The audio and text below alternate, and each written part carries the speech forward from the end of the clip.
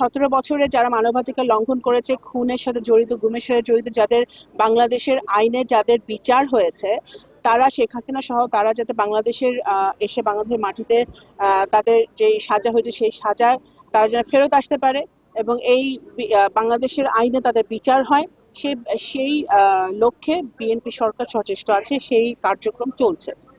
মধ্যপ্রাচ্যে যে যুদ্ধাবস্থা চলছে সেটাতে আমরা অত্যন্ত উদ্বিগ্ন এবং মধ্যপ্রাচ্যে যুদ্ধ শুরু হওয়ার সাথে সাথে মাননীয় প্রধানমন্ত্রী ওনার টপমোস্ট প্রায়োরিটি হচ্ছে এবং এই সরকারের প্রায়োরিটি হচ্ছে যে আমাদের যারা বাংলাদেশি নাগরিকরা আছে মধ্যপ্রাচ্যের বিভিন্ন দেশে, তারা যাতে নিরাপত্তা হচ্ছে আমাদের 1 নম্বর প্রায়োরিটি।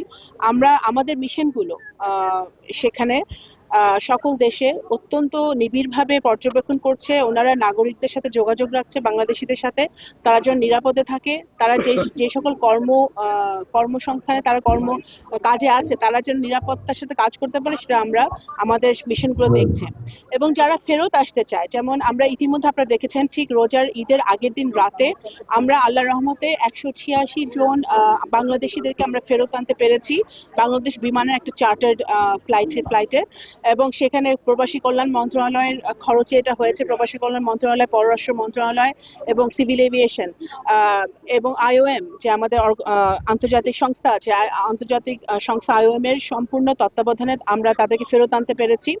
এবং এই সমস্ত দেশ, যে সমস্ত দেশে আমাদের বাংলাদেশি ভাইরা আছে, বোনরা আছে, তাদের সহযোগিতা ছিল তাদেরকে ফেরত আনতে। সুতরাং আমরা বাংলাদেশ সরকার অত্যন্ত সচেষ্ট আছি যে আমাদের যেসব ভাইরা বোনরা ফেরত আসতে যাচ্ছে, কারণ এটা বুঝতে হবে যে সবাই কিন্তু ফেরত আসতে চাচ্ছে না, কারণ তারা ওখানে বিভিন্ন চাকরিতে আছে।